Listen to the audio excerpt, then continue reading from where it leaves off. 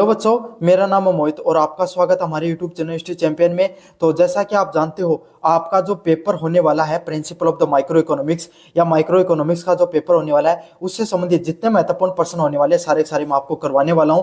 उसका जो अगला महत्वपूर्ण प्रश्न है, सीमांत उपयोगिता हास नियम की व्याख्या कीजिए तथा हीरा पानी डायमंड, जो आपके सामने डायमंड वाटर का जो आपके सामने जो विरोधाभास को आपको समझाना है। काफी ज्यादा महत्वपूर्ण प्रश्न आपके साथ के साथ आपको इंपॉर्टेंट कॉन्सेप्ट भी समझने को मिलेगा। इसके बारे में विस्तार से पढ़ेंगे। साथ के साथ आपको क्या करना है, चैनल को सब्सक्राइब कर देना है, वीडियो को लाइक करना है और अपने दोस्तों को शेयर करना है। अगर चैनल को सब्सक्राइब करोगे तभी आपके सामने जो पीडीएफ पढ़ा रहा हूं फ्री में मिल जाएगी। कहां पर मिलेगी? हमारे टेलीग्राम चैनल पे मिलेगी।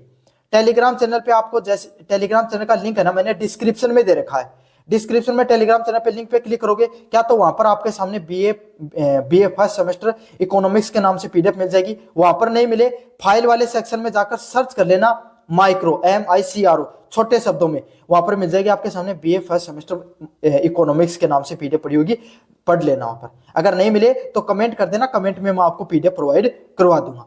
समझ में आ गया? साथ के साथ अगर आप ये जो पूरा principle of the micro economics का पूरा पेपर मैंने फ्री में पढ़ा रखा आपके सामने। कहां पर पढ़ा रखा है? प्ले लिस्ट का लिंक दे रखा है, उस पर क्लिक करोगे सारा सिलेबस रिवाइज हो जाएगा, सारे प्रश्न वहां से जाकर रिवाइज कर सकते हो। समझ में आ गया? आपको अच्छे से रिवीजन कर लेना। साथ के साथ यहाँ जो व्यू प्रोडक्ट वाला ऑप्शन है, इस पर क्लिक करके अगर आप कोई भी प्रोडक्ट खरीदोगे, सबसे ज्यादा डिस्काउंट आपको देखने को मिलेगा फ्लिपकार्ट व मंत्रा से। कोने में जो व्यू प्रोडक्ट वाला ऑप्शन दिखाई दे रहा है यहाँ पर, चुपचाप किसी को बताना मत, चुपचाप खरीद लेना।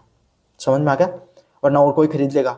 सीमांत उपयोगितावाद का हास का नियम, law of diminishing margin utility, DMOU क्या होता है आपके सामने, है ना? सीमांत हास का यह नियम बताता है जब कोई उपभोक्ता किसी वस्तु की अधिक इकाई को लगातार उपभोग करता रहता है तो उसको प्राप्त होने की जो उपयोगिता है, सीमांत उपयोगिता घटने लगती है। यानी पहले रोटी खाने से जितनी संतुष्टि मिलती थी, उतनी पांचवी रोटी खाने पर कम संतुष्टि मिलती है।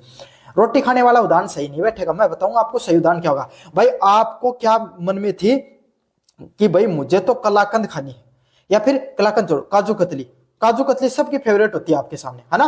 तो आपका क्या हुआ, आप अभी थोड़े दिन पहले जिम, जो शादियों का मौसम चल रहा था ना, लगभग विद्यार्थी, आप चाहे ग्रामीण क्षेत्र से हो चाहे शहरी क्षेत्र में हो, जिम ने तो सब जाते हैं भाई आपके सामने। और भाई जो जयपुर शहर के विद्यार्थी है ना, माफ करना भाई मेरे को तो, आपको तो आपका पता नहीं आप क्या जिमते हो, लेकिन हमारे इधर के साइड में जो शादी का फंक्शन होता है, आप रिसेप्शन वगैरह जो भी करते हैं, जहां पर जो शादी वगैरह बुफे वगैरह भाई, है ना, लगता है आपके शहर वालों के लिए बुफे, और जो ग्रामीण वालों के लिए जिमनवार बोलते हैं भाई हमारे साइड में। तो जहां पर आप काजू कतली खाने गए, मिठाई होती है, मावे से बनती है। अगर किसी को नहीं पता भाई, काजू का और मावे का बनाकर काजू कतली का निर्माण किया जाता है। और जिसको काजू कतली भी नहीं पता, वो भाई गूगल कर लेना, आप तो एकदम जेनजी हो। समझ में आ गया, है ना? तो वो काजू कतली खाने के लिए गए, एक काजू कतली आपने उठाई, आप सोच के गए कि आज तो मैं बस 20 खा जाऊंगा, पूरी एक नहीं 20 खाऊंगा, है ना? आप गए और पहली खाई, आपको एकदम आ गया स्वाद। आपने बोला कि भाई एक काम कर, तू 10 एक साथ धर। आपने खानी शुरू करी, आप 2 खाई, 3 खाई, 4 खाई। अब धीरे धीरे क्या हुआ आपके सामने, अब आपका ऐसे लगने लगा कि मुझे ना बस अब उतना अच्छा नहीं लग रहा है ना? धीरे धीरे आपका थोड़ा उसमें जो इंटरेस्ट वो कम होने लगा। फिर आपने 7 खाई, 8 खाई, 9 खाई, 10 तक खाई, पेट भर गया आपका। तो आपको ऐसा फील हो गया कि बस अब और तो खाने का मन नहीं करेगा, और मैं इससे अधिक एक और नहीं खा सकता हूं। इसी को क्या कहा जाता है? अतिरिक्त सीमांत उपयोगिता नाम के नाम से जाना जाता है। मतलब जो काजू कतली खा रहे हो, आपका जो रुचि है वो धीरे धीरे घट रही है। क्या? काजू कतली को आप क्या कर रहे हो, खाते जा रहे हो, है ना? ऐसे समझ लो काजू कतली पूरी थी, अब आपने इतनी छोटी है, धीरे धीरे क्या आपका इंटरेस्ट भी घट रहा है। समझ में आ गया? किसी चीज को जितनी ज्यादा उपयोग करोगे, उसको उतना ही ज्यादा उसमें इंटरेस्ट घटने लग जाता है। भाई नई नई बाइक लेकर आए थे आप, सोचो जब आपने पहली बार बाइक चलानी शुरू की थी, कितना आपको अच्छा लगता था, है ना, कि भाई मैं चलाऊंगा। और आज आपकी क्या हालत है कि भाई को मेरी जगह आप किसी कोई और दे दे, और किसी को घर वाले काम के लिए ले जाए तो अच्छा लगता है। ऐसा ही हो रहा ना आपके सामने, ऐसा ही होता है। नई गाड़ी लेकर, अब आपको गाड़ी का शौक, भाई मुझे तो नई गाड़ी चलाने को हो जाए, वो लेकर आओगे, थोड़े दिन उसकी देख रेख करो, फिर उसमें भी आपके सामने क्या हो जाएगी, आपका इंटरेस्ट घट जाएगा। तो इसी सिद्धांत को क्या कहा जाता है? सीमांत उपयोगिता का हास सिद्धांत के नाम से जाना जाता है। काजू कतली वाले उदाहरण से एकदम सेट बैठ गया होगा आपके सामने। समझ में आ गया आपके सामने? तो जितनी कोई चीज का उपभोग करोगे, उतनी कम संतुष्टि मिलेगी। इसीलिए आप क्या करते हैं भाई, आप क्या दिल्ली जिमनवार में जा रहे हो, आप दिल्ली आप क्या कर रहे हो, शादी फंक्शन में बुफे वगैरह पे जा रहे हो, तो अब आपको उतना ज्यादा मिठाई खाने का मन नहीं करेगा, सिंपल रोटी सब्जी खाकर आ जाओगे, या फिर कुछ चाट वगैरह खा के आ जाओगे। समझ में आ गया आपके सामने? जितना पहले दिन जो आपको अच्छा लगा था ना, उतना आपके सामने रेगुलर कोई चीज को करते रहोगे तो उसमें अच्छा नहीं लगेगा। आधार की बात करें, यह नियम इस तथ्य पर आधारित होता है कि किसी विशेष आवश्यकता को एक समय को पूरी तरीके से संतुष्ट किया जा सकता है। मतलब ये तथ्य ये बताता है, अगर आप कोई भी चीज किसी इंसान की आवश्यकता को पूरा करना चाहते हो ना, तो उसको दे दो एक बार में, वो चीज कर लेगा, खुश हो जाए। भाई एक बार बाइक चलाने, कोई व्यक्ति को बाइक चलाने का मन कर रहा ना, तो 1-2 महीने उसको चलाने दो, फिर अपने आप ही उसका मन नहीं करेगा चलाने का। समझ में आ गया? तो किसी चीज की जरूरत होती है, उसको वो चीज कर लेनी चाहिए, फिर उसको वो काम करने का मन नहीं करता। अब आप ये मत कहने लग जाना कि सर इंस्टाग्राम से तो हम इतने दिन हो रहे हैं चलाते हुए, हमारा मन नहीं भर रहा है, बिल्कुल डेली चलाते हैं, मजा आ जाता है एकदम। क्यों ऐसा क्यों नहीं हो पा रहा है? क्योंकि वो एक चीज नहीं है, उसमें एल्गोरिदम चेंज होता रहता है। एल्गोरिदम चेंज कैसे होता रहता है मैं बताऊं आपको। पहले आपको क्या, एक आज आपका खुशी का मूड था तो उन्होंने आपके सामने कॉमेडी वाली भेज दी। फिर एक दिन आपका सैड मूड था तो उन्होंने आपके सामने क्या हुआ, सैड सी भेज दी। फिर आपके सामने एक दिन कैसा मूड, आपका थोड़ा मूड हो गया, फिर आपको वैसी भेज दिया आपके सामने। तो ये एल्गोरिदम है ना, बदलता रहता है। और चीजें होती हैं, जैसे बाइक है, उसमें एक जैसा ही फीलिंग आएगी, कैसी, रोमांच वाली, एडवेंचर वाली फीलिंग आती है आपकी, जो उत्साह बढ़ता है इस चीज से। समझ में आ गया आपके सामने? तो हो सकता है आपका डेली उत्साह मतलब रोमांच वाला मूड नहीं हो। समझ में आ गया? तो इंस्टाग्राम पे इसीलिए आपकी वो मांग नहीं घटती है, क्योंकि वो एल्गोरिदम को बदलते रहते हैं, रिटेंशन रेट बढ़ता रहता है। अब आप क्लास देखोगे, 3 मिनट बाद में देखने बाद में आपकी मांग की पूर्ति, ओहो मैं तो और कौन देखूं, मैं होता ना आपका मन ऐसा, तो वो इसीलिए होता है। यह नियम उपभोक्ता व्यवहार और मांग के नियम पर आधारित है। मतलब कोई भी उपभोक्ता होता है, कोई भी कंज्यूमर का बिहेवियर कैसे काम करता है और उसकी कैसी डिमांड होती है, इस चीज को मांग पर काम करता है। और ये जितनी कंपनियां होती है ना, ये इसके रिवर्स में काम करती है। ये नियम तभी लागू होता है जब उपभोक्ता निरंतर हो, वस्तुओं की सभी इकाइयां समान हो और उपभोक्ता की रुचि व आय स्थिर हो। ये कब लागू होता है? इंपॉर्टेंट चीज है कब, जब कोई भी ना, ये नियम तब लागू हो जब उपभोक्ता निरंतर किसी चीज को चाहिए, उसको निरंतर। अब आपको बाइक डेली चलानी पड़ती है, क्या तो कॉलेज में जाने के लिए, घर पे घर वाले आपको कोई काम कर देते हैं, है ना, और इकाई भी समान है। भाई आपके पास पल्सर बाइक है या आपके पास रॉयल इनफील्ड बाइक है, तो डेली वही चला रहे हो, तो आपका ना, अगर आपको दूसरे दिन अगर आपको क्या दे दी, R15 दे दी, तब आपका थोड़ा मजा आ जाएगा आपको, क्यों, नई बाइक है ना। तो ये नियम तभी लागू होता है जब इकाई भी समान हो और उपभोक्ता लगातार वही कार्य कर रहे हो और उसकी रुचि और आय भी स्थिर रहे। समझ में आ गया आपके सामने? अगले वाला कॉन्सेप्ट आपके सामने, हीरा पानी का विरोधाभास, डायमंड वाटर पैराडॉक्स क्या कहता है? ये विरोधाभास किसके द्वारा रखा गया था? ये अलग से भी आ सकता है भाई, पर्सन डायमंड वाटर पैराडॉक्स। मैं जो पर्सन बता रहा हूं ना, जरूरी नहीं कि वो पर्सन सेम टू सेम आए, पर्सन अलग से भी देखने को मिलेंगे, लेकिन पर्सन यही आएंगे आपके सामने। बस अच्छे से पढ़ लेना मेरे नोट्सों को, और जो मैं वीडियो क्लासेस ले रहा हूं इनको अच्छे से कर लेना, आपको इससे बाहर कुछ नहीं देखने को मिलेगा। यह विरोधाभास किसने प्रस्तुत किया था? एडम स्मिथ के द्वारा प्रश्न किया था। सवाल, पानी जो जीवन के लिए आवश्यक है इतना सस्ता क्यों है, जब हीरा जो जीवन के लिए अनावश्यक है वो इतना महंगा क्यों है? इसके बारे में ये सवाल उन्होंने पूछा था। क्या पूछा था? पानी, इंसान अगर पानी नहीं पिए तो क्या हो जाएगी, उसकी मृत्यु हो सकती है ना। भाई 5 दिन पानी ना दे आपको, आप निपट जाओगे। पानी, अब आप कहोगे सर कैसे निपटेंगे, मैं आपके सामने कोकोनट वाटर पी लूंगा। अच्छा, कोकोनट वाटर भी नहीं पीना, कुछ वाटर नहीं पीना, आपको एकदम सूखा सूखा खाना दे और पानी नहीं पिलाए तो आप निपट लोगे। समझ में आ गया आपके सामने? जो हीरा है, अब हीरे को कोई खाने के लिए जरूरी थोड़ी है, हीरा तो देखने के लिए पहनते हैं लोग, अपना थोड़े स्टाइल मारने के लिए, तो इस प्रकार का आवश्यक नहीं, फिर भी वो इतना महंगा क्यों होता है? इसके बारे में प्रश्न पूछा उन्होंने और इसका क्या जवाब दिया उन्होंने? DMU। क्या होता है? कुल उपयोगिता, पानी की कुल उपयोगिता जीवन बचाने के कारण हीरे से अधिक है। मतलब उसकी उपयोगिता तो बहुत है, किसकी उपयोगिता, किसकी है? पानी की उपयोगिता ज्यादा है। समझना, धीरे धीरे चीजों समझना, पानी की उपयोगिता ज्यादा है, मतलब पानी जीवन के लिए बहुत ज्यादा जरूरी है, लेकिन हीरा उतना ज्यादा जरूरी नहीं है। अब समझना, इंपॉर्टेंट कॉन्सेप्ट आएगा, सीमांत उपयोगितावाद। पानी की पूर्ति बहुत अधिक है, इसलिए सीमांत उपयोगितावाद, अंतिम इकाई से संतुष्टि लगभग शून्य है। अब क्या है? पानी की उपयोगिता ज्यादा है, लेकिन पानी पूरी दुनिया में है भी तो सरों। उस गांव में जाकर देखो जहां पर पानी की कमी है, वहां उसकी देखना कितनी ज्यादा डिमांड होगी। इंसान आपके सामने घर में ना, सोने को एक बार खुला छोड़ देंगे, पानी को ना छोड़ दें। गर्मी का मौसम आएगा, एकदम ढक ढका के रखेंगे एकदम व्यवस्थित तरीके से। लेकिन पूरी दुनिया में पानी की जरूरत ज्यादा है, तो पानी पूरी दुनिया में है भी बहुत, तो इसलिए क्या है, उसकी अंतिम इकाई की संतुष्टि लगभग शून्य होती है। क्यों? क्योंकि वो हर व्यक्ति के पास आसानी से मिल जाता है। इंसान को किस चीज को करने में मजा आता है? जो उसी के पास हो, सिर्फ उसके पास। जबकि हीरे की आपूर्ति बहुत कम होती है, इसीलिए उसकी सीमांत उपयोगिता बहुत अधिक है। लेकिन हीरा क्या है, चाहिए भी कम लोगों को, लेकिन वो है भी बहुत दुनिया में कम। और अगर कोई किसी इंसान के पास है ना, कोई अब आईफोन देख लो भाई, आईफोन की इतनी ज्यादा ना, आईफोन इतना ज्यादा लोग क्यों खरीदते हैं? क्यों? क्योंकि हर कोई व्यक्ति खरीद नहीं सकता उसको।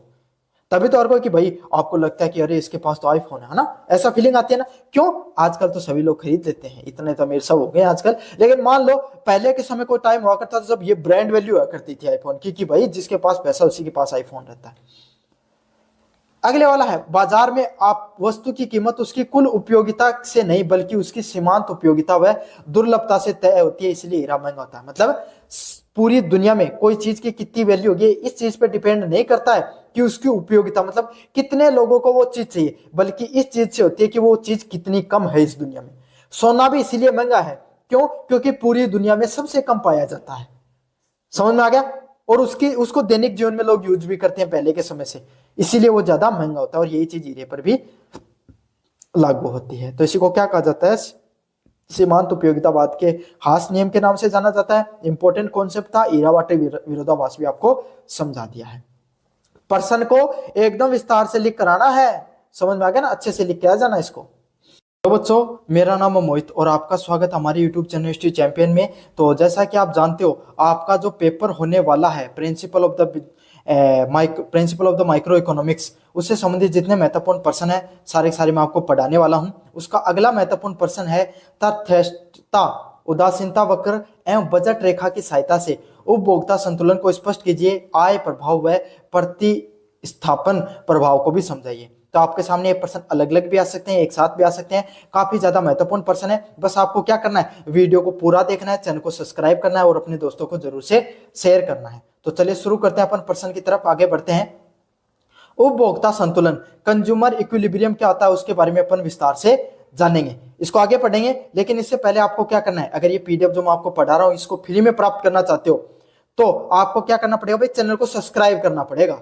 चैनल को सब्सक्राइब करोगे तभी आपके सामने जो ये मैं पढ़ा रहा हूं, जो पीडीएफ जो मैं आपको पढ़ा रहा हूं फ्री में आपको हमारे टेलीग्राम चैनल पे मिल जाएगी। कहां पर मिलेगी? आपको फ्री में हमारे टेलीग्राम चैनल है वहां पर देखने को मिलेगी। टेलीग्राम चैनल का लिंक कहां पर दे रखा है?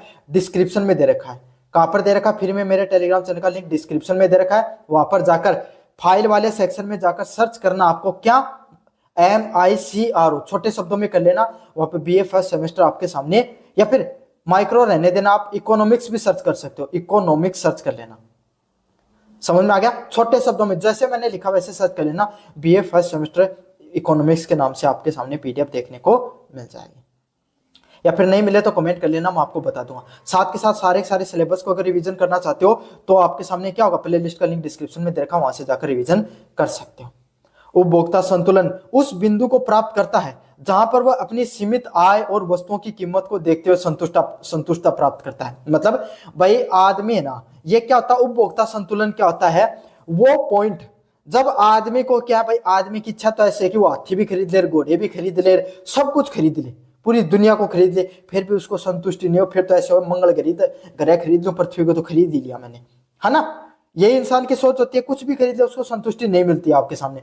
भाई छोटा सा उदाहरण क्यों दूं, अगर आपके पास अगर पैदल चलते हो ना, तब आपने बचपन में सोचा होगा कि भाई मेरे पास साइकिल आएगी तब क्या मजा आ जाएगा मेरे को, सोचा था ना आपने। वो साइकिल आ गया मजा, थोड़े दिन आया फिर आपको लगा कि मजा नहीं आ रहा, कब तक साइकिल चलाऊंगा मैं, मेरे साथ वाले बाइक चला रहे हैं। फिर आपको क्या, आपको बाइक ला दी भाई, फिर आप बाइक चलानी शुरू किया आपने, थोड़े दिन चलाई और आपको उसमें भी क्या हुआ, बस बाइक चला के मन भर गया, इसको कौन चलाए, दो पहियों पे सारे दिन बैठे रहो, कमर में दर्द हो जाता है, परेशान हो जाता हूँ, सर्दी में सर्दी, गर्मी में गर्मी, बारिश में बारिश, बहुत परेशानी है। बाइक गाड़ी आ जाए मजा आ जाए, फिर आपको भाई गाड़ी भी मिल जाएगी, आज नहीं तो कल मिल जाएगी, या काफी बच्चों घर पे है, बाइक भी गाड़ी भी चला लिया आपने। अब क्या हो गया, अब आपको ये लग रहा है कि इस गाड़ी में मजा नहीं, बड़ी वाली लेकर आएंगे, बड़ी वाली भी लेकर आ जाओगे। फिर आप क्या कहोगे, उसमें भी मजा नहीं है, और बड़ी वाली लेके आते हैं, आपने रॉयल रॉयल्स लेकर आ गए। मान लो आप भगवान की दया से बहुत अमीर हुए, आपने बहुत मेहनत की, रॉयल रॉयल्स भी लेकर आ गए।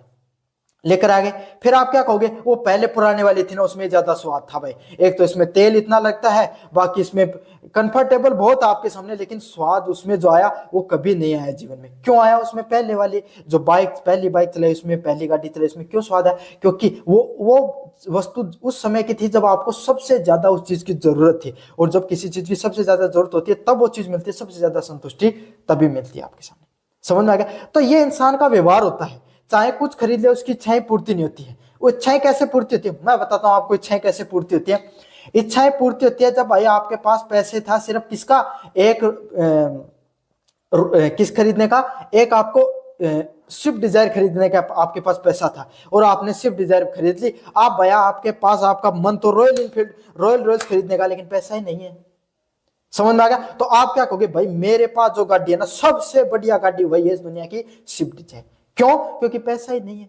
तो यही होता है सीमित आय और वस्तुओं की कीमत देखकर जब इंसान संतुष्टि प्राप्त करता ना, उसी को क्या कहा जाता है, उपभोक्ता संतुलन के नाम से जाना जाता है। वरना तो आदमी के पास पैसे हो तो वो जहाज खरीद ले, फिर भी ऐसे कहे ओ हवा में तो कोई स्वाद ही नहीं, जमीन में पैदल चलने में जो स्वाद आ रहा है, देखो नीचे आदमी कैसे अच्छाई से चल रहा है।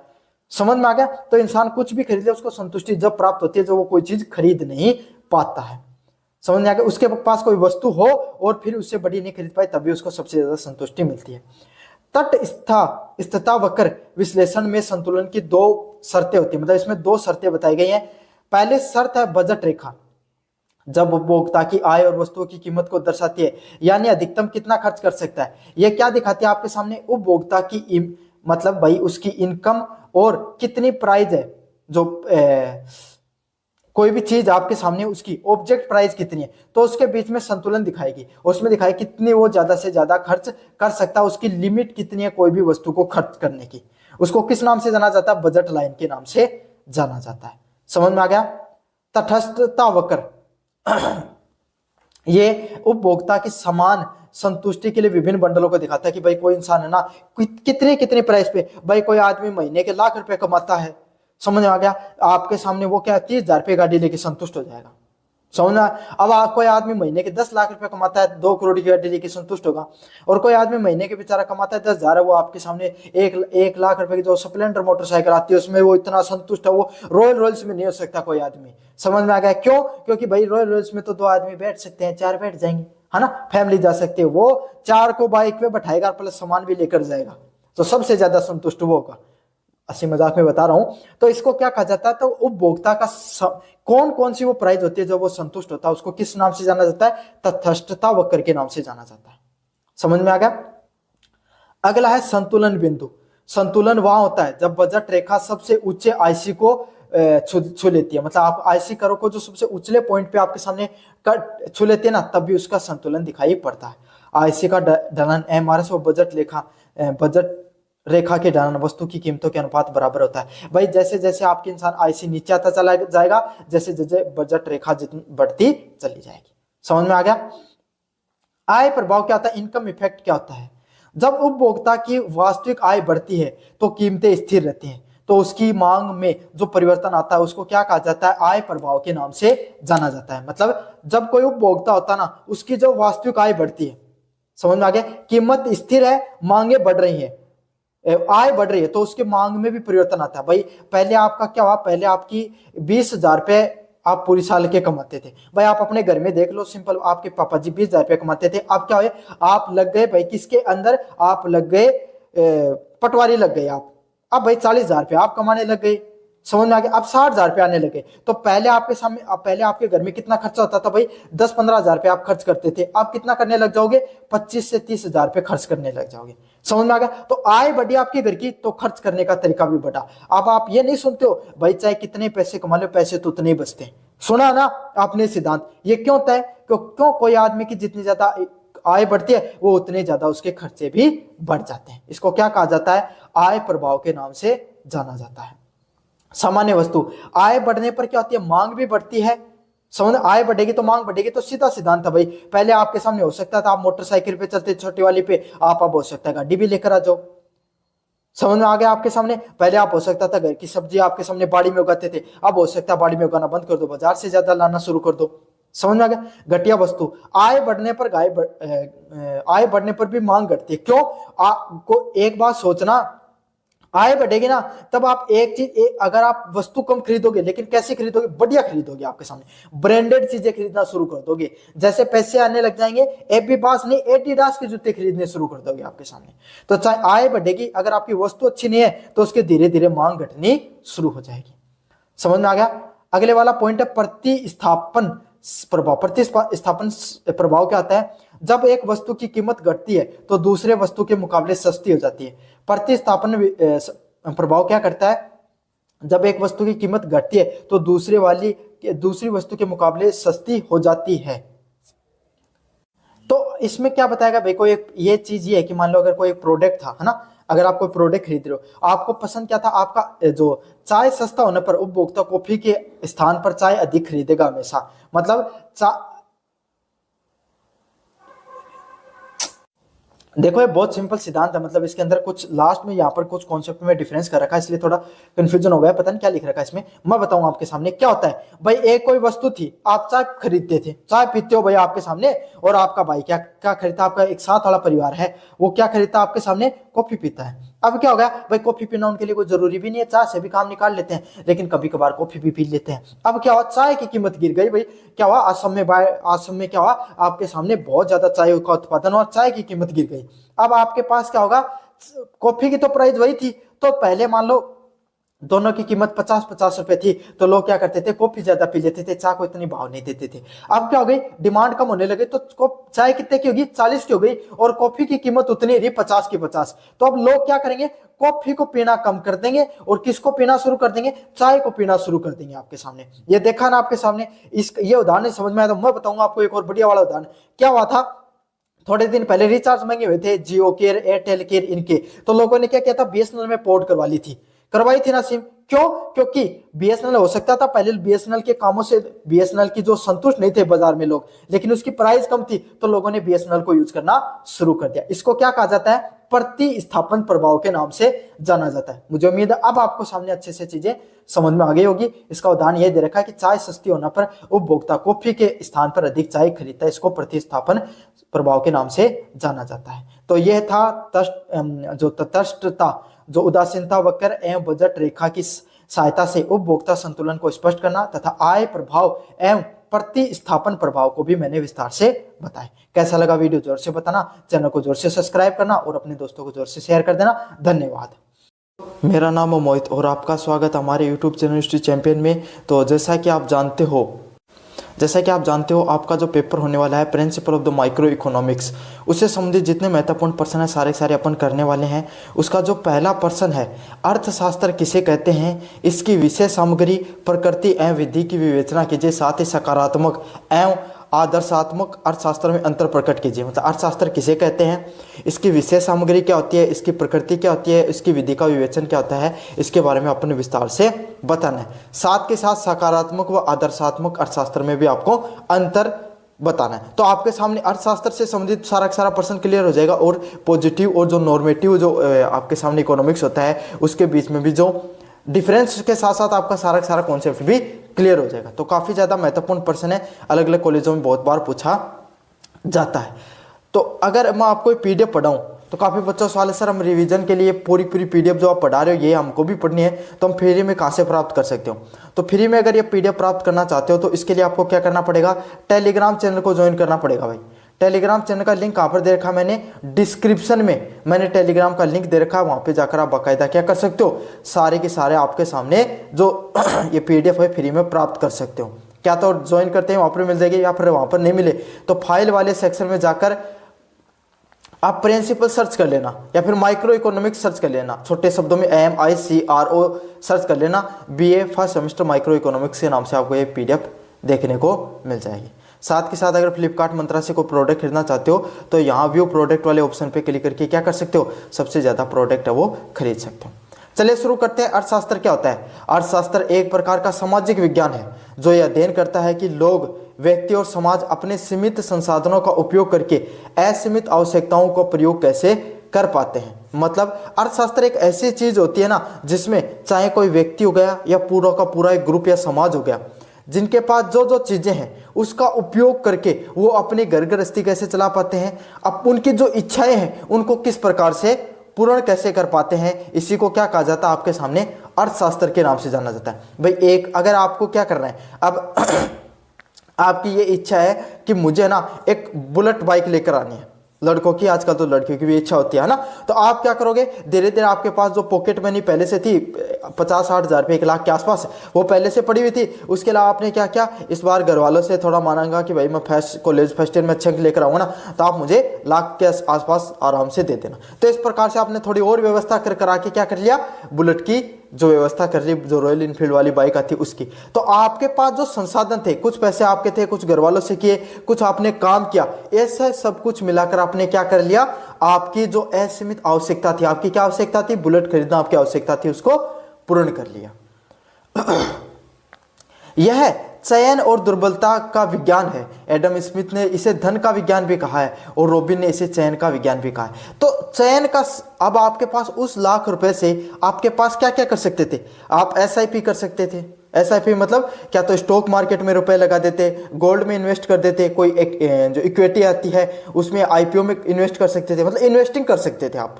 समझ में आ गया उस पैसे को, उससे आपको बुलेट, आपकी इच्छा थी, भाई क्या इच्छा थी आपकी कि मुझे ना एक जो बुलेट बाइक चाहिए, उसको पूर्ण कर सकते थे या फिर घर वालों को दे सकते। तो इतनी सब चीजों में आपने किस चीज को महत्व दिया, किस चीज को चॉइस किया, उसको भी अर्थशास्त्र के नाम से जाना जाता है। और दुर्बलता, भाई हर विज्ञान के, हर व्यक्ति के पास पैसे तो होता नहीं है, कमी होती है। भाई आपके पास भी 2 लाख रुपए की कमी की थी, आपके पास जितने की भी आती है, भाई मुझे तो नॉलेज नहीं है इतना कितने की आती है, लेकिन शायद 3 लाख के आसपास आती है बुलेट बाइक, है ना। तो 2 लाख रुपए की कमी थी आपके पास, तो उस बताना एक बार कमेंट बॉक्स में कितने रुपए कहते हैं, जो बुलेट लवर है कमेंट बॉक्स में स्पैम मार दो, है ना। तो दुर्बलता का विज्ञान मतलब भाई 2 लाख रुपए की कमी थी, आपने कहीं ना कहीं से उसको जुगाड़ किया, तो इसको भी अर्थशास्त्र के नाम से जाना जाता है। एडम स्मिथ ने क्या कहा आपके सामने कि यह किसका विज्ञान है, इसको धन का विज्ञान भी कहा जा सकता है, जबकि जो रॉबिन्स नामक वैज्ञानिक उसने क्या कहा, इसे चयन का, चॉइस का विज्ञान भी अपन कह सकते हैं, कि आप किस चीज की चॉइस करते हो उसका विज्ञान भी कहा जा सकता है। अर्थशास्त्र है मुख्य रूप से उपयोग, उत्पादन, विनिमय और राजस्व का अध्ययन करता है। अब अर्थशास्त्र किन किन चीजों का अध्ययन करता है, अगर अपन विशिष्ट रूप से पढ़ें तो पहला पॉइंट है उपभोग, किस चीज का आप कैसे उपभोग करते हो। उपभोग मतलब क्या होता है आपके सामने, उपभोग का अर्थ होता है आपके सामने कोई भी चीज आपने खरीदी तो उसको कैसे यूज करते हो, कैसे आप उत्पादित करते हो, कैसे आप उसका लेन देन करते हो, इसी को किस नाम से जाना जाता है, जो अर्थशास्त्र के नाम से जाना जाता है। और इन्हीं सब चीज जाना भी जाता है, इन्हीं सब चीज का अध्ययन भी करता है। भाई कोई कंपनी थी, उसमें प्रोडक्शन कैसे हुआ, कैसे पैसे का लेन देन या प्रोडक्ट का लेन देन हुआ, उसमें राजस्व मतलब कितना पैसा आया, कितना पैसा गया, या लेन देन पैसे का नहीं है, पैसे के अलावा चीजों का भी लेन देन हो सकता है, या राजस्व में पैसे का लेन देन कितना हुआ, और फिर किस किस व्यक्ति ने कितना उपभोग किया उस चीज का जो प्रोडक्ट आपने बनाया था। इसको किस नाम से जाना जाता है, अर्थशास्त्र के अध्ययन क्षेत्र होते हैं। अब अर्थशास्त्र 2 आपके सामने मुख्य भागों में बटा, सबको पता है, माइक्रो इकोनॉमिक्स और मैक्रो इकोनॉमिक्स। माइक्रो मतलब क्या होता है भाई, आप सबको पता है, माइक्रो आपने सब माइक्रो ऑर्गेनिज्म सब सुना होगा ना आपने, तो ये क्या होते हैं, छोटे, एकदम जो छोटी सी इकाई होती है ना, व्यक्तिगत या विशिष्ट इकाई होती है, जिसमें कोई एक व्यक्ति का, कोई एक फर्म का, एक बाजार का। भाई आपकी एक दुकान है और एक आपकी एक दुकान का अध्ययन किया जा रहा है, तो वो कौन सी इकोनॉमिक्स है, माइक्रो इकोनॉमिक्स है। समझ में आ गया आपके सामने, आप कितना पैसा कमाते हो, आपकी दुकान में कितने कस्टमर आते हैं, आपकी दुकान कैसी चलती है, कौन कौन सी आपकी नीश है, आपके जो आप किस नीश को टारगेट करते हो, इन सब चीजों को अध्ययन किया जाता है। इसको क्या कहा जाता है, माइक्रो इकोनॉमिक्स के नाम से जाना जाता है, वेस्ट अर्थशास्त्र के नाम से जाना जाता है। समशिष्ट आपके सामने अर्थशास्त्र कौन सा होता है, मैक्रो इकोनॉमिक्स कौन सा होता है, जिसमें पूरी अर्थव्यवस्था को आपके सामने क्या किया जाता है, अध्ययन किया जाता है, जिसमें पूरे, एक छोटा सा उदाहरण, तो आपका पूरा बाजार है ना, उसका अध्ययन किया गया कि भाई यहाँ पर कहाँ कहाँ के लोग आते हैं, कौन कौन सी दुकानें पॉपुलर हैं, सबसे ज़्यादा कमाई कौन से जो व्यापारी करते हैं, कौन सा प्रोडक्ट कौन सा ज़्यादा निकलता है, तो कितने, किसको फायदा है, किसको नुकसान है, तो पूरे बाजार का कर लिया। वैसे पूरा बाजार का नहीं इसमें होता, तो पूरे देश का ही है, लेकिन एक मान लो आप पूरे बाजार का आपका अध्ययन किया गया, उसको क्या कहा जाता है, मैक्रो के नाम से जाना जाता है। तो ट्रिक बता देता हूँ, माइक्रो मतलब छोटा, मैक्रो मतलब बड़ा। समझ आ गया। इसमें पूरी अर्थव्यवस्था का अध्ययन होता है पूरे देश की, जिसमें राष्ट्रीय आय, बेरोजगारी कितनी है, मुद्रास्फीति मतलब जो कितनी ज़्यादा आपके सामने क्या चल रही है, महंगाई कितनी चल रही है, इन सब चीज़ों का अध्ययन किया जाता है। अगले वाला पॉइंट है प्रकृति और विधि कैसी है इसकी। प्रकृति कैसी है, अर्थशास्त्र कला और विज्ञान दोनों है। अगर अर्थशास्त्र को अपन गहराई से समझते हैं तो इसमें कला भी दिखाई पड़ती है, इसमें विज्ञान भी। कला क्यों, क्योंकि पैसे को चलाना, कोई भी प्रोडक्ट का निर्माण करना, उसको किसी चीज को उत्पादित करना, धन लगाना, उत्पादित करना, फिर उसको ट्रांसपोर्ट करना, फिर बाजार में बेचना, एक अपने आप में कला है। साथ के साथ ये विज्ञान भी है। अगर आप वैज्ञानिक ढंग से चीजों का विश्लेषण नहीं करोगे कि मेरे निश की प्रोडक्ट ये है, तो आप शायद नहीं कमा पाओगे उतना पैसा। समझ में आ गया ना। आपके पास जितने मजदूर हैं उनको कैसे काम पर सही से रखना है, कैसे उनसे काम करवाना है, बाजार में आपका कोई व्यक्ति है, कोई कंपटीशन है, उसको कैसे बीट करना है। तो सभी की ये दोनों का मिश्रण है। इसमें कुछ कलाएं हैं, इसमें कुछ विज्ञान भी है। समझ में आ गया। ये सिद्धांत पर आधारित होने के कारण विज्ञान भी है और सिद्धांतों को लागू करने का कौशल के कारण कला भी है। अलग अलग सिद्धांत लागू होते हैं कि पैसे को कम से कम पैसे को लगाकर ज़्यादा से ज़्यादा कैसे कमाया जा सके, इस प्रकार की कला के सिद्धांत है। लेकिन सिद्धांत अकेले होने से कुछ नहीं होता, उन सिद्धांतों को जमीनी स्तर पर लागू भी करना होता है, तभी तो आप अपनी दुकान में पैसे कमा पाओगे। अगर ऐसा नहीं कर पाओगे तो कैसे कमाओगे। तो इसमें सिद्धांत भी है और उनको लागू करने की कला भी है। तो दोनों चीजें होने के कारण ये क्या है, विज्ञान और कला का एक साधारण सा एक बहुत खूबसूरत मिश्रण है। समझ में आ गया। अगला पॉइंट है विधि। अर्थशास्त्र में आगमन, इंडक्टिव विशिष्ट से सामान्य और इंडक्टिव सामान्य से विशिष्ट की दोनों की विधियों का उपयोग किया जाता है। समझ में आया आपके सामने। अब बात करें, आपके सामने एक और प्रश्न देखने को मिलता है, सकारात्मक अर्थ और आदर्शात्मक जो अर्थशास्त्र में क्या अंतर होता है। सकारात्मक अर्थशास्त्र क्या होता है, प्रकृति क्या है। समझ में आ गया आपके सामने। कोई भी चीज है वो क्या है, क्या होना चाहिए था, मतलब क्या हुआ, आपने क्या क्या सेल, अगर आपने कोई प्रोडक्ट बनाया उसकी सेल कितनी की, सिर्फ मात्र 80 रुपए की। समझ में, तो कितने की सकारात्मक मतलब 80 की कर पाए, और कितने की होनी चाहिए थी, आपका अनुमान था 120 की होनी चाहिए थी। समझ में आ गया। तो इसको क्या कहा जाता है, आदर्शात्मक। आदर्श का अर्थ क्या होता है, एकदम मतलब आइडियल सिचुएशन, बहुत ही शानदार सिचुएशन। तो आपके हिसाब से तो ज्यादा से ज्यादा 120 रुपए की होनी चाहिए थी, लेकिन वही कितनी, 80 रुपए के। तो 80 की कितनी है आपके सामने, पूरी की पूरी ये मान लो कि सकारात्मक है, जितना होना चाहिए था उतना हो गया। आदर्शात्मक मतलब जो हमने उम्मीद की थी उतनी। मूल्य तथ्य, वैल्यू फ्री होती है, वैल्यू जजमेंट होते हैं, मतलब जो चीजें वास्तविक होती है ना वही की वही चीजें इसमें दिखाई जाती हैं। इसमें मूल्य निर्णय पर आधारित होते हैं, जो आप निर्णय लेते हो ना उसके आधारित पे होते हैं। भाई अगर आप ज्यादा से ज्यादा आपके सामने क्या करोगे, आपके सामने कोशिश करोगे तो चीजें और ज्यादा सेल्स निकाल सकते हो।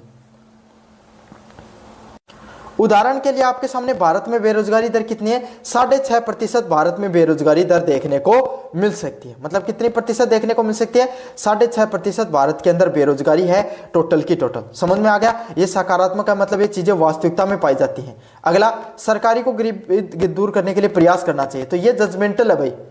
समझ में आ गया। क्या होना चाहिए था, अगर सरकार ये प्रयास करती तो ये हो जाता, गरीबी दूर हो जाती।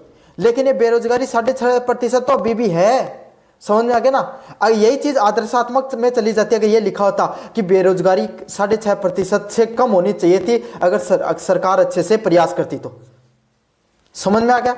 सत्यापन की बात करें, कैसे पता चलता है, तथ्यों के आधार पर सत्यापित किया जा सकता है। आंकड़े, तथ्य, इनके आधार पर सत्यापित किया जा सकता है। और इसको सत्यापित नहीं किया जा सकता क्योंकि राय होती है भाई। ये नहीं होती सरकार ने अगर ये करके नहीं, अगर ये किया होता तो ये हो जाता। तो अब ये कैसे पता ये हो जाता, इसका कैसे पता चलेगा भाई, क्योंकि वही तो है नहीं चीज, अपन तो अनुमान लगा रहे हैं ये हो सकता था। तो इसीलिए किस पे आदर्शात्मक चीजें किस पे होती हैं, आपके सामने सत्यापित नहीं किया जा सकता, राय पर आधारित होती है।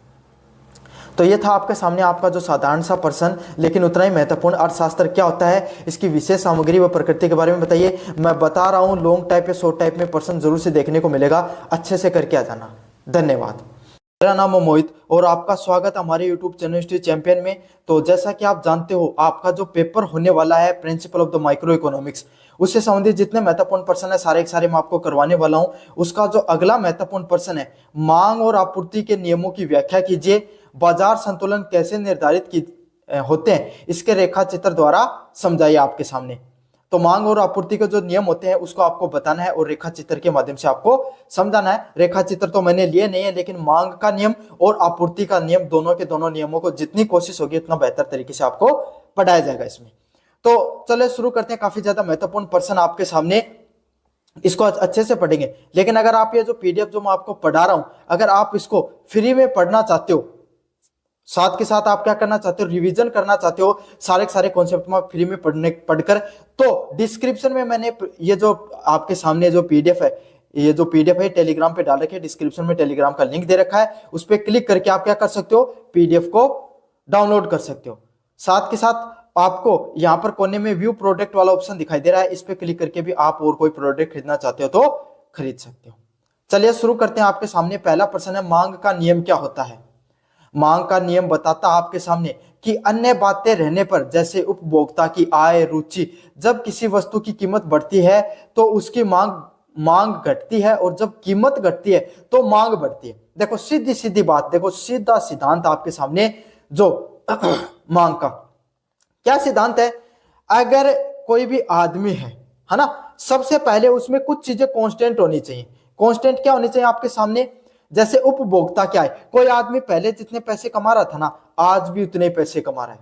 उसकी पहले आईफोन खरीदने में जितनी रुचि थी ना, आज भी उतनी ही रुचि है। समझ में आ गया क्यों? अगर ये चीजें कांस्टेंट क्यों होनी चाहिए, इसको बाद में डिस्कस करेंगे एक बार के लिए। समझ में आ गया? तो अब क्या होगा, कोई वस्तु की कीमत बढ़ेगी। भाई पहले कोई भी आदमी है ना 2 लाख रुपए का क्या खरीदना चाहता था, आपके सामने 2 लाख रुपए की कोई आईफोन, तो एक ऐसी चीज है जो लोग पैसे के लिए खरीदते हैं, इसको तो दान करते हैं, अलग गोड्स में आता है आईफोन। लेकिन आप ये समझ लो 2 लाख रुपए की उसको कोई जमीन खरीदनी थी। समझ में आ गया? 2 लाख रुपए की कोई जमीन मिल रही थी, कोई प्लॉट मिल रहा था 2 लाख रुपए में, उसकी कीमत है ना अब आपके सामने बढ़कर कितनी हो गई, 4 लाख हो गई। भाई 4 लाख हो गई, तो अब क्या हो गया, आदमी है ना जिसके पास, भाई काफी आदमी ऐसे थे जिन्होंने 2-2 लाख रुपए जोड़ के रख रखे थे, अब वो तो वैसे नहीं खरीद पाए क्योंकि वो तो उनके उस पास तो उतना पैसा नहीं है।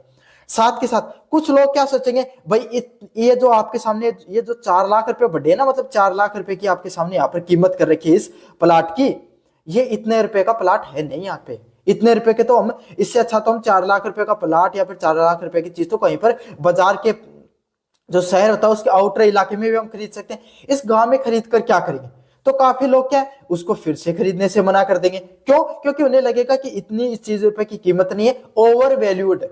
आजकल मार्केट में सुनते हो ना, स्टॉक मार्केट में ये जो स्टॉक था ये ओवर वैल्यूड है, जितनी वैल्यूएशन होनी चाहिए उससे ज्यादा उसकी कीमत है, तो यही होगा, ओवर वैल्यूएशन हो जाती है। तो लोग क्या सोचते हैं, ये इसको खरीदने में कोई फायदा नहीं है, इसको नुकसान होगा।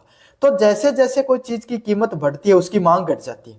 समझ में आ गया आपके सामने? भाई ज्यादा उदाहरण क्यों लो, आप ये समझ लो कि मार्केट में ना, मार्केट में आप घर में टमाटर लेकर आते हो, समझ, टमाटर की कीमत 100 हो गई, आपकी मम्मी क्या कहेगी, कोई बात नहीं, दही घेर कर या फिर आपके सामने छाछ घेर के, दही घेर के अपन काम चला लेंगे, या फिर और कोई ऐसी चीज जो खटास लाती है, जैसे कैरी का सीजन डालता है, कैरी डाल देंगे उसके अंदर, लेकिन टमाटर नहीं खरीदोगे आप, है ना। सिंपल कॉन्सेप्ट है। 100 रुपए किलो टमाटर हो गया, बहुत कम चांस है भाई आप एकदम ही रईस बंदे हो, टमाटर के साथ ही खाऊंगा, जबकि तो बात अलग है, वरना तो अधिकतर तो नहीं खरीदोगे। समझ में आ गया? कितने विद्यार्थी है जो नहीं खरीदेंगे, स्पैम कर दो एक बार, मुझे कमेंट कर दो अभी के अभी कि 100 रुपए किलो टमाटर होंगे तो आप नहीं खरीदोगे, है ना। समझ में आ गया? तो इससे क्या होगा, पहले मान लो कि 100 रुपए किलो टमाटर क्यों हुए, क्योंकि आपके सामने 100 जो कितना था, 10 किलो आपके सामने क्या आए थे, टमाटर आए थे, और उसको खरीदने वाले कितने थे, 100 ग्राहक थे। समझ में आ गया? तो 100 ग्राहक थे, तो इससे क्या होगा, आपके सामने टमाटर कम पड़ गए। कितने लोगों के आए भाई, उन 10 किलो टमाटर को तो लगभग 20 लोग ही खरीद के ले गए, 80 लोगों को और जरूरत थी। तो इसलिए क्या हुआ, मार्केट में एक और आपके सामने बाजार में एक और लोग, एक और आदमी है, उसको पता चला कि 5 किलो तो मेरे पास बचे हैं, तो उसने क्या कर दिया, 100 रुपए किलो उसके भाव बढ़ा दिए। अब क्या हुआ, सबको पता चला 100 रुपए में बेच रहा हो, तो तब क्या करेंगे, आपके सामने इसमें से सारे के जो 75 है ना, जो 80 में से क्या करेंगे, लगभग आपके सामने जो 75 लोग हैं वो ऐसे कहते हैं भाई मैं तो नहीं खरीद रही। समझ में आ गया? 5 लोगों के घर में शादी थी, तो उन्होंने क्या सोचा कि अब इनमें से, मतलब शादी थी या कोई फंक्शन था जिनको खरीदना जरूरी था, उन्होंने 5 किलो में से क्या किया, 3 किलो टमाटर खरीद लिए। समझ में आ गया आपके सामने? अब कितने बच गए, अब ग्राहक, अब बाजार में एक भी ग्राहक नहीं है और 2 किलो उसके पास टमाटर बचे हुए हैं। अब वो क्या सोचेगा, अब ये 2 किलो टमाटर कैसे तो निकालो वरना ये गल जाएंगे, मेरा तो नुकसान हो जाएगा। तो वो क्या करेगा, इसकी प्राइस को कम कर देगा। क्या कर देगा, इसकी कीमतों को कम कर देगा। पहले क्या थे, 20 किलो जो आपके सामने मार्केट में जितने टमाटर थे उससे ज्यादा ग्राहक थे। अब क्या हो गए, टमाटर ज्यादा हो गए, ग्राहक कम हो गए। तो अब क्या करेगा, उसकी प्राइस घटनी शुरू हो जाती है। अगर प्राइस घटेगी तो वो 75 लोग घर पे वापस गए थे ना, वो वापस आएंगे दौड़कर कि भाई मैं भी खरीद कर लेकर आता हूं। समझ में आ गया आपके सामने। तो यही होता है, जब आपके सामने कोई चीज की प्राइस बढ़ती है, टमाटर की प्राइस बढ़ी, ग्राहक क्या हो गए, कम हो गए, मांग घटनी शुरू हो गई। और प्राइस जैसे घटी वो लोग भागकर वापस आ गए कि मैं खरीदूंगा, मैं खरीदूंगा, है ना। तो इससे क्या हो जाता है, आपके सामने इस प्रकार से मांग बढ़ जाती है। टमाटर वाले उदाहरण से आपके सामने समझ में आ गया ना कि सेब की कीमत बढ़ने से लोग कम सेब खरीदते हैं। तो यह आपके सामने इसका कैसा होता है, जो मांग डिमांड होती है ना, वो इनवर्सली प्रोपोर्शनल होती है प्राइस की।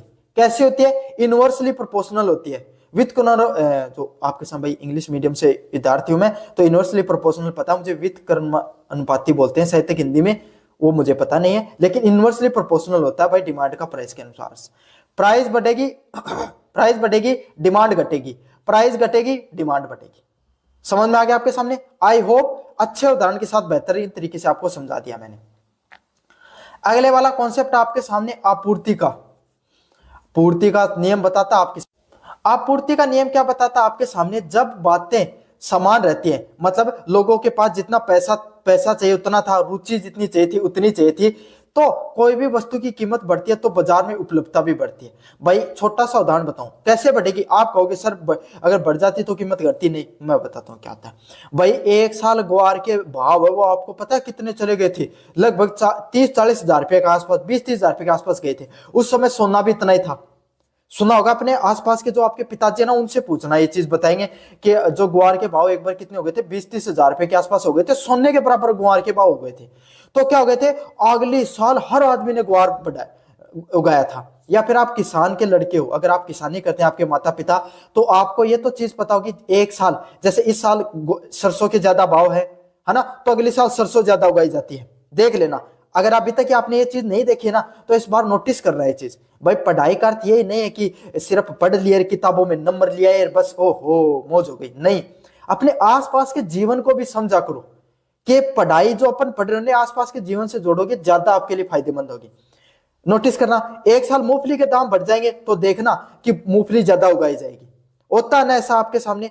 तो क्या होगा, अब मूंगफली के दाम बढ़े, समझ में आपके सामने, तो क्या हो गई, मूंगफली ज्यादा उगाएगी। अब मूंगफली ज्यादा उगाई जाएगी तो बाजार में मूंगफली आएगी भी ज्यादा, समझ में, तो उसकी आपूर्ति भी क्या होगी, ज्यादा आएगी। तो यही है, कोई भी वस्तु की जब कीमतें बढ़ती हैं तो क्या होता है, बाजार में चीजें भी बढ़ती हैं, मतलब बाजार में आपूर्ति भी बढ़ती है। क्यों, ज्यादा से भाई लोगों की क्या संभावना है कि वह ज्यादा से ज्यादा पैसे कमाओ। कैसे कमाएगा, वो वस्तु को उगाएगा जो जिसकी ज्यादा कीमतें हैं। तो समझ में आएगा, इससे क्या ज्यादा से ज्यादा बाजार में चीजें आएंगी। जब कीमतें घटती हैं तो पूर्ति घटती है, और ये कीमत और पूर्ति के बीच में सीधा संबंध दिखाती है। मतलब जब कीमतें आपके सामने घटती हैं तो क्या होती है, आपके सामने आपूर्ति भी घटती है। भाई अब कोई चीज है, आप खुद उदाहरण देके बताओ, इस बार पिछली बार आपके सामने जो चना था उसका भाव गिर गया 500 रुपए, क्यों कहोगे चने को, भाई आपको पता चल रहा भाव तो पहले से गिरा हुआ है, और उगा लेंगे तो फिर और गिर जाएगा भाव। इससे अच्छा आप सरसों उगाओगे, 1000 रुपए पहले बढ़ी हुई है, भाई घटकर घटेगी वो, 1000 रुपए उसके भाव पहले बढ़ गए, अगर घटेगी भी ज्यादा आपूर्ति से तो 500 रुपए घटेगी, 500 का प्रॉफिट तो फिर भी है। उधर पहले से वो 500 नीचे जाएगा आपके सामने क्या, चना, तो आप क्या करोगे, आप सरसों उगाओगे। तो यही है, कीमत बढ़ी तो आपूर्ति भी बढ़ी, कीमत घटी तो आपूर्ति भी घटी। तो इसका मतलब क्या होता है आपके सामने, सप्लाई होती है ना, सप्लाई मतलब पूर्ति, वो डायरेक्टली प्रोपोर्शनल करती है, जो समानुपाती होती है। इसके बारे में पता भाई मेरे को, समानुपाती होती है प्राइस के कीमत के, कीमत बढ़ी सप्लाई बढ़ी। समझ में आ, सरसों ज्यादा उगाई भाई आपने, सरसों के दाम बढ़े, सरसों ज्यादा उगाई, प्राइस घटी, कीमत घटी, आपने सरसों कम उगाई, सरसों कम जो क्या हुआ, कम आई मार्केट में। समझ में आ गया, कोशिश कर रहा हूं हर चीज आपको अच्छे से समझाऊं। कीमत बढ़ने पर उत्पादक अधिक सोना बेचते हैं ताकि उन्हें अधिक लाभ हो सके। ये तो चलो आपके सामने अलग चीज है। अब आपके सामने इनको वक्र के माध्यम से आपके सामने डायग्राम तो नहीं ले पाया, अगली बार से कोशिश करूंगा जोड़ने की, लेकिन फिर भी मार्केट का इक्विलिब्रियम क्या होता है, बाजार संतुलन क्या होता है, छोटे वाले प्रश्नों में आएगा, अच्छे से देख लेना भाई इसको। ये मांग का सिद्धांत या आपूर्ति का सिद्धांत, एक सिद्धांत जरूर से देखने को मिलेगा।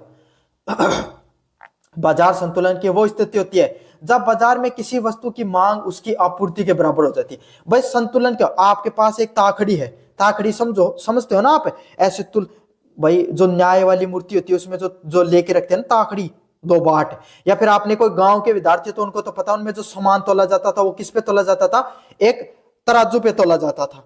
तराजू देखा होगा, नहीं देखा तो गूगल कर लेना तराजू क्या होता है आपके सामने, समझ में आ गया। उसकी एक तरफ बाट होता है और एक तरफ क्या होता है, आपके सामने सामान रखा जाता है। तो अब क्या किया भाई, 1 किलो गेहूं का, 1 किलो का बाट रखा और 1 किलो का गेहूं रख दिया, तो क्या हो जाएगा, वो बराबर आ जाएगा। इसको क्या बोलते हैं, संतुलन बोला जाता है। यही संतुलन कहां होता है, मार्केट में भी होता है। जितनी मांग थी उतनी चीजें आ गई भाई। 10 किलो टमाटर चाहिए थे और 10 ग्राहक थे जिनको 1-1 किलो सामान चाहिए था, तो क्या हो गए, संतुलन देखने को मिल गया।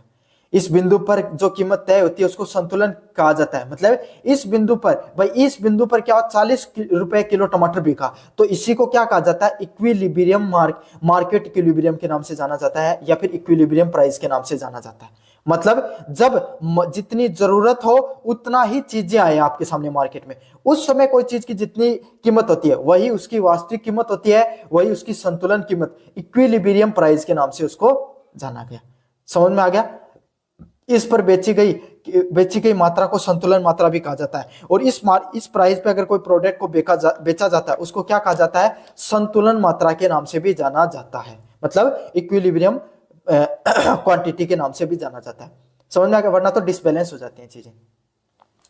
निर्धारण की बात करें, मांग कर्व, डिमांड कर्व क्या होता है, ऊपर से नीचे की ओर ढलान वाला होता है, विपरीत संबंध दिखाता है, मतलब ऐसे वाला होता है इसका कर्व।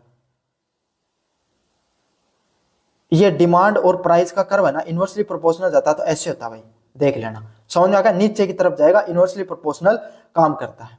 समझ में आ गया। अगला आपूर्ति वाला कर्व कैसे होता है, आपके सामने इस प्रकार से जाएगा भाई, ऐसे। सप्लाई और प्राइस वाला कर्व कैसे बनेगा, ऐसे बनेगा। कैसा बनेगा भाई, ऐसा बनेगा। सप्लाई और प्राइस वाला जो कर्व हो ऐसे बनेगा। समझ में आ गया आपके सामने। जिस बिंदु पर दोनों वक्र आपस में काटते हैं, जैसे आपके सामने ये वाला पॉइंट, इसको इक्विलिब्रियम वाला पॉइंट है। ये सप्लाई वाला और डिमांड वाला दोनों के कर्व आपस में जहां पर काटते हैं, इसको ई पॉइंट बोला जाता है, इक्विलिब्रियम पॉइंट बोला जाता है। समझ में आ गया, जहां जितनी जरूरत थी उतना ही प्रोडक्ट मार्केट में आया था। असंतुलन, यदि कीमत संतुलन कीमत से अधिक हो तो पूर्ति अधिक हो जाती है। मतलब जितनी जरूरत हो उससे ज्यादा का चीजें आ जाती है तो चीजें अधिक हो जाती हैं, और कम हो जाए तो मांग अधिक हो जाती है। इससे बाजार की शक्तियों पर क्या होती है, संतुलन किससे लाया जाता है, पैसे को बढ़ाकर या घटाकर लाया जाता है। समझ में आ गया आपके सामने। तो ये था आपके सामने मांग और आपूर्ति का नियम, विस्तार से मैंने बताया, बाजार संतुलन को भी समझा दिया है, सारा कॉन्सेप्ट रिवीजन हो गया होगा आपके सामने। अब आप पेपर में अच्छे से लिख के आ जाना भाई इन प्रश्नों को।